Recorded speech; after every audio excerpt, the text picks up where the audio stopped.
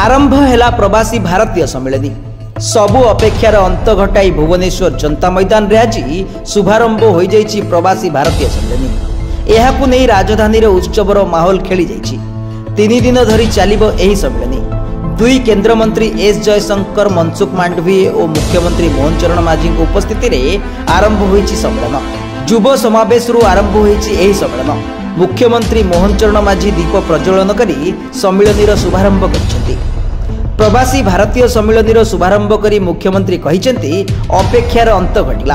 अजस्र स्नेह श्रद्धार सह एही दिनर अपेक्षा करिथिलु। जगन्नाथଙ୍କ माटी प्रवासी भारतीय को स्वागत। प्रत्येक प्रवासी जड़े जड़े कल्चरल आंबासाडर। आपणक सफलता आमको खुशी दिए। ओडिशार संस्कृति ऐतिह्य स्वतंत्र धौली चिलिका भली पर्यटन स्थान बुलंतु। डालमा रसगोल्ला भली ओडिया खाद्यर मजा नियंतु। सम्मिलनी अवसर में अनेक सांस्कृतिक कार्यक्रम होउछि। सबु देखंतु। एहा द्वारा संपर्क मजबूत हेबो एवं अतुट रहिबो।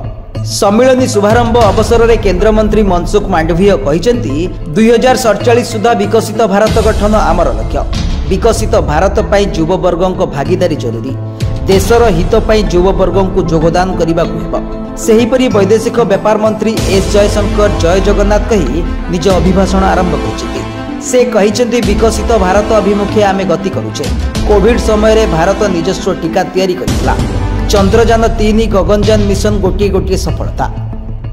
3 दिन धरी चलिबाकु थिबा एही सम्मेलन को आसंता काली उद्घाटन करिवे प्रधानमंत्री नरेंद्र मोदी। एही सम्मेलन रे ओडिसा रे एकाठी होइचंती सारा विश्वर प्रवासी। आसंता काली गोटे छात तले एकाठी हेबे प्रवासी भारतीय। भावर आदान प्रदान हेबो। जन्मभूमि भारतर विकास पई मानस मंथन हेबो। ब्यूरो रिपोर्ट सर्वसाधारण।